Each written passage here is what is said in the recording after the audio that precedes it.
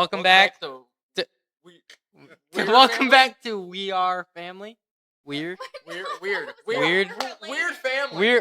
We're what is it? We're related. Oh, Weird. Related. We are related. Anyways, Anyways, weirdly related. welcome back to We're Related. This is a weird episode because we have a mix of everybody. We have 2 of the original 10. Then we have an in-law. And then we have a 4th generation who is not that important, but we're just... Yeah, are you... All right. Can we kick her out already? The glasses are lying. She's not actually smart. You thought she was smart? I mean, I figured Anywho. she'd have to be a teacher. So, this is just... We're just going to ramble off some questions, and we want to get your input on, like, for example, the original 10, we might ask about how it was living with 10 people, or, like, with Josh coming into such a big family, and whatever. Anyways, so we'll start with you two. What was it like living in a house with 1 bathroom with 10 people? 12, actually, yes, 12 people. 12 plus. Well, just to get you going with 1 bathroom, you had allotted times Yeah. for showers in the morning and down for school. And you better be in there and out of there on your time. Yeah. It was hectic. It was a blast. Was it? I don't remember much about there being any bathroom issues, because everybody was just always on the go, and so whenever you needed to get in there, you went in and locked the door, and everybody else was Knocking. Sometimes you just gotta go dig a hole. Yeah, exactly. So we talked to the other 3 original 10, and we asked them who was the biggest troublemaker, and all 3 of them went straight to you, Mark. Uncle Mark. Grandpappy. Uncle Mark. They said you got in the most trouble out of anyone. I don't believe that. Well, we heard something about a monkey in a shed, and we want to hear We want to hear some more information about this monkey in the shed. You remember that? I only remember about 3 episodes of that, and I don't remember anybody ever calling it the monkey until way later when I was a teenager, and Marilyn Peters, our next door neighbor, would say something about, remember we used to lock Marky up and then tease him with the monkey? And I go, the monkey? What are you talking about, the monkey? And they're like, yeah, with the vacuum cleaner hose. And they were, you know. And I go, yeah, I remember that, but nobody ever called it the monkey. I don't remember ever it being the monkey. Yeah. They just scared the shit out of me. And nowadays, they would be in trouble for torturing children. Yeah. Oh, wow. Torturing. No, we'll be fine. That's a long stretch. Yeah. How many? 2 just like them. Yeah, literally. Karma. Karma is something. Yeah. Yeah, Mark like to throw stones and break windows. Yeah, we heard the biggest way to punish you was just talking to you. Yeah. Yeah. Because you get spanked and then you look back and be like, I don't like it. It didn't hurt. It didn't hurt.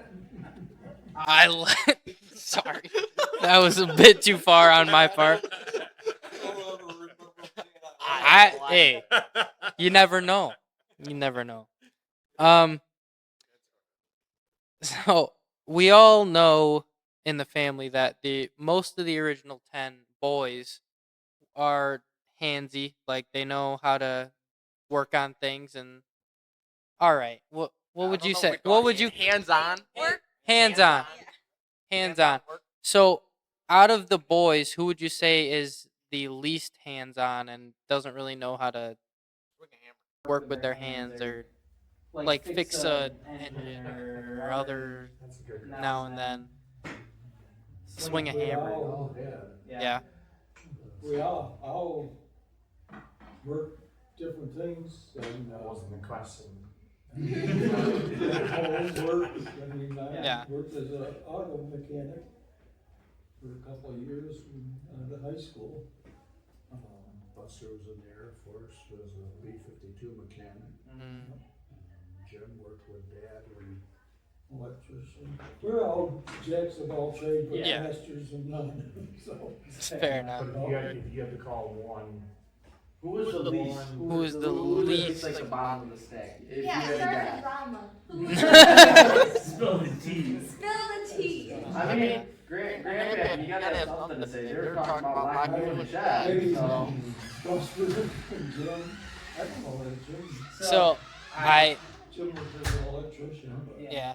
I remember Papa telling me, this isn't a member of the original 10, but I remember Papa telling me about John, Uncle John, No, who you couldn't let work on anything. Because he'd always end up breaking something. more brawn than brain. Yeah. That's what we always used to say about him. Well, if you ever talk with Howard, Uncle Howard, thought John broke his ribs one time playing football out in the street, so. So, Oh yeah. So out of the original 10, who were your favorite and least favorite siblings? Oh god, now we're actually gonna start. Now we're starting. Or who was your least favorite sibling? Like you spent the most time with and did most of the things with. Actually, it Growing up. turned out to be, for us boys, anybody that hung together was Jim and Buster, Howard and I, and Mark and Dale. Mm, We're always paired. by age. yeah. And, when we were younger, so it was pretty much there. The girls were, well, Pat was just a big a boy. I mean, she'd go out and play Yeah. football, baseball with him. Sue, Marge just kind of kept to herself, and Diane was the baby, so. So now we are going to move to Josh. And yeah, you need the mic. So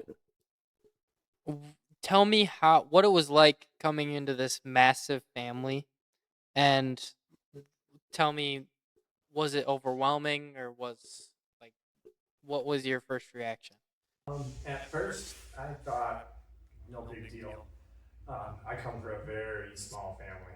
Yeah. I mean, we could fit my whole family at these two tables. And that's long distance and local. I mean, I have a very small family. It was very easy coming in, and then after like a couple of weeks, I was like, holy shit, there's a lot of people in this Yeah. family. Yeah. And it took me a couple months to learn everybody's names and who everybody is, and is that your cousin or your niece or this or that? Or is it an uncle Who's that's not married really or your uncle? who, Or... but so it was a little overwhelming, but overall, after 13, 14 years now, very, very good to have a lot of other people besides just obviously my family is important to me, but to have so many other people that are important to me and a wide spread of that and not just a few people. So yeah, it took a little bit to adjust, of course, but overall, Yeah. good, like very good, and I'm thankful for it. And it's nice to have people that know what they're doing, give a shit about you, care about your kids, care about your life, care about what's going on in the world and stuff like that. So, I mean, a little rough at first, I guess, but good. Yeah. I'll give it a 9.9 out of 10. Yeah, that's a high rating. All right, on to Andrea. So you were born into this massive family, as I was, as Gavin was. So what would you say it was like growing up? Was it terrible, or was it like a great experience to be friends with all your cousins? And Oh yeah, I would say. Oh yeah, I. all right. I would say it was pretty fun because like you best friends with all your cousins because you're together all the time, even though like we're not super close in age. Like, how old are you? Okay, so you're like a couple years younger than Yeah. me, and Maddie is like A 6 lot years more. younger than me, and we're like Besties. best friends. And I don't know. I think it was cool. I guess. Jesus Christ. What do you, Riveting what stuff. do you want me to say? Like, Well, so well, no, I we're was not just gonna going bring into that up. that. Speaking of swinging We're a not hammer, going into Peanut's that. pretty good at swinging a hammer. So, with this family comes a lot of tradition. What is one of your favorite traditions that we have? Like, out of all the family parties and all this other etc. What do you think is your favorite tradition that we have? that's a tough question. I like. Well, I obviously I like going camping. I don't know if you would say that's a tradition, but I'd I call guess it a tradition. yeah. Yeah, Say- I would Okay. call it a Well, tradition. I like camping, and I literally just thought of something. Nana did the exact I same thing know. a couple times. I know. Yeah, I like camping, and I like how we all sit around the fire, and there's like 25 stories going at one time. 'Cause Yeah. the circle is so big around the fire, and sometimes they all end up saying stories that we've heard a million times. Yeah, but we hear it again. So yeah. Exactly. Yeah. It's just Yeah. reassurance. Yeah. So I'm gonna move back to the OTs, the OGs, the OTs. So we talked to the other three about traditions that you guys got from your mom and dad. What would you say is your favorite tradition that you got from them? Well, when we were kids, it was a big deal at Christmas time. You know, we had a lot of cousins, aunts and uncles that used to come to our house on holidays, Thanksgiving, Christmas, And fire company members too. and fire company members. So them Friends of the holidays were always a big to do. A lot of family and friends. We used to do our own barbecues, chicken barbecues in the side yard and in the summer and play pool. Yeah. When my grandfather would kick our butt every time we went upstairs and played A-ball. I mean, he was in his 80s and was a pool player. Yeah. So, and that's things you remember, all the aunts and uncles and friends of the family that would come around, and our cousins, we grew up with all our cousins.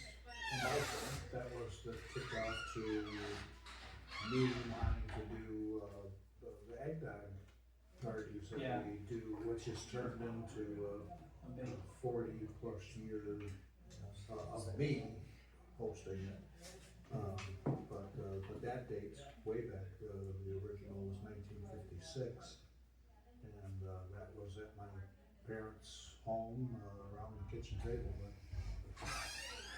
So that is 50 years ago, no, 60 years ago this year. Yeah. Is that how far back? It's 70. It's this year is the 70th anniversary of our eggnog gathering. But is that as far back as the recipe goes? Yes. 70 years? Yes. Okay. Oh, that's cool. You guys can't talk. I've been doing it. So I was born in 1956. Yeah. So that's how long I'm 70 now. So you brought up the fire company. That's something I want to get into. Your dad, my great grandfather, was a founding member. So what does that mean to you to have joined the fire company? And were you like right away you were like, this is what I want to do, I want to join a fire company, or were you more pushed into it, or like what was it? Forcing into it, it was just something you did. Yeah. Yeah, everybody wanted it. It was the thing to do. And back when we joined, you didn't So my father was a founding member here. Yeah. You gotta remember, we were brought up in the fire service besides the fire company. My father sold and serviced fire apparatus Yeah. for many, many years. So we'd go across New York State in a fire truck. So we picture riding in the cab. That was a big thing too. Yeah. And then joining the fire company just came naturally. It was a social gathering, as much as anything, the fire company, so all the friends and family and everybody in town belonged to the fire company. Their membership was huge back when we were kids. They had a drum corps unit that practiced every, whatever night it was, Thursday night or whatever kind of thing, at the fire hall parking lot, and, it was, everybody wanted to be part of that. It was fun and exciting, and they were growing. They were still kind of in their infant stages, even though they were, 10 or 20 years in the making at that time, when we were just kids.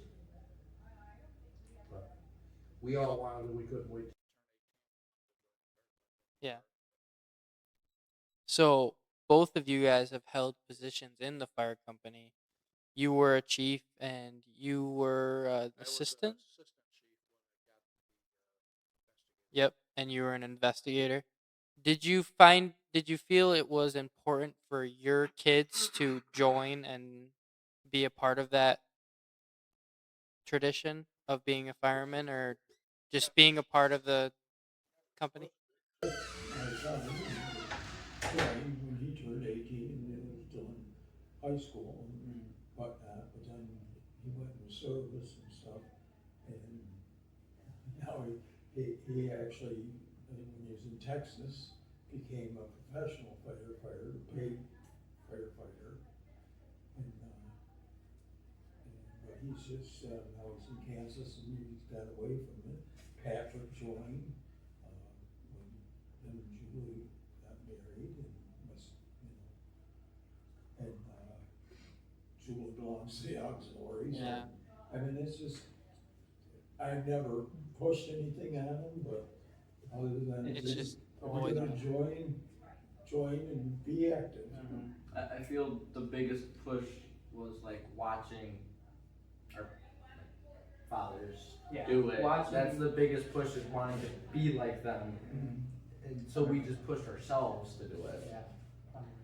Being part of the community, so to speak too, and my perspective, being a part of this family for 13, 14 years now, if not longer, I have no firefighter ancestry at all. But being a part of this for over 10 plus years has made me see how important the fire company is, volunteer and paid, not just Shelby, but other companies too, and made me want to be a part of it and help, not firematic, but at least help. And, and I just joined officially a couple months ago, but you guys know I've been around and helped for as many years as I've been around. So that's been a nice thing to feel too. And like you said, not forced. I don't have to do any of it, but it's nice to be a part of it. And with Brianna being a part of it too, that helps too. But it is a very, like you said, not just a friendly gathering, but it is a nice gathering of a nice family to know that someone's got your back. And we're all in together. So now you pass the mic to Peanut. Tina. So yeah, no. Yeah, no.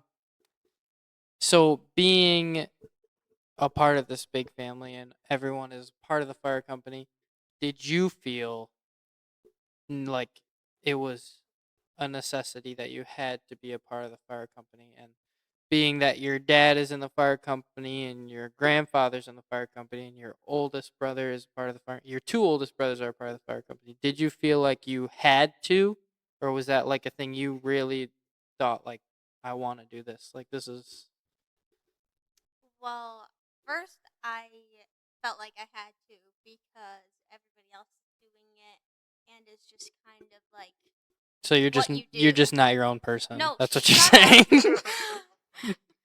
Well, I felt like I had to do like BFO and become a firefighter, but really I didn't want to do that at all. Yeah.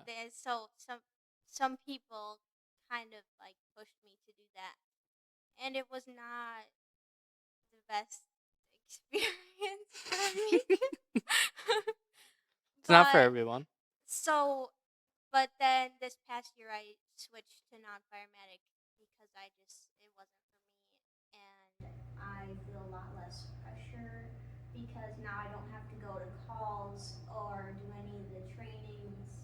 So I can still show up to like the events and help and stuff like that and still be a member. Well, for the whole last year, you were, you got a position on the board. Well, You no, were- I keep the points, and I was the steward, so I would just make dinner for the meetings. You still did a lot. Yeah. I mean, it wasn't a lot. Okay. The thing of it is that everybody that, in there, whether they're paramedic or not, there's something for them to do. Yes. We're not, Has to be. not everybody is cut out to be firefighters. No, it is definitely not for everybody. It is a certain handful of people that actually like. I see fire, I want to go in the building where there's fire. Right, and I can understand that. I'm a 50-plus member. Yep. 50-plus youth member, and I did that. I can remember my first time putting on a Scott hat, going into a burning structure fire. Yep. And, So, what am I doing here? It's just a good feeling putting wet stuff on the hot. no, and like I said, when we, Josh, you know, Peanut, you know, everything you do is for the benefit of the fire company. Because you're not a firefighter doesn't mean you're not necessary. You work the events, you know, make money, fundraising and stuff like that. Same way, Alex, you know, what was it like for you? What was it like for me? Yeah, you get the question now. Let's throw Yeah. it in. Yeah, I liked it. This, yeah. I didn't answer a single question in the first 3 episodes. So growing growing up in a family where my grandfather was a fireman. He was a chief and the president multiple times, and my dad was chief when I first started wanting to be a fireman, and my oldest brother and all this, and watching them in action really put it into perspective of like I really want to do that. Like that's where I want to be. I want to have a pack on my back with the nozzle in my hand going into a burning building. It's not something that was forced on me. Exactly. It's just an itch. It's an itch. That's why when you take BFO, when you finish BFO and you're outside still, you're gonna hate every second. I already do. Because I you're gonna already watch do. you're gonna watch them I- go into that building. And you get to stand I outside. already hate it. Maybe When we were your age, we had actually seven, counting dads. We had seven coats and boots hanging on the front porch. yeah. And when the call came in, there was seven of us scrambling out the door. Mm-hmm. Yeah. Yeah. We were that age, when we were 18 years old, everybody was in I was back in waist boots and trench coat, basically. Your hip boots. Hip boots. Come a long way. Plastic coats. come a long way from Rosedale. That's for sure. Because the gear costs 20 grand for one set. You could tell who was interior and who wasn't though. Yes. Because we didn't have the head covers like we have today. So when your ear started burning, you were too close. that, I feel like that should wrap it up. That was a pretty good sesh. What do we call this? I don't know. Anyways, thanks for coming on. Yep. It was a great time. And Hasta lasagna. well, hasta lasagna. I'm loving that. I We'll catch you on the next one. Hasta lasagna. I love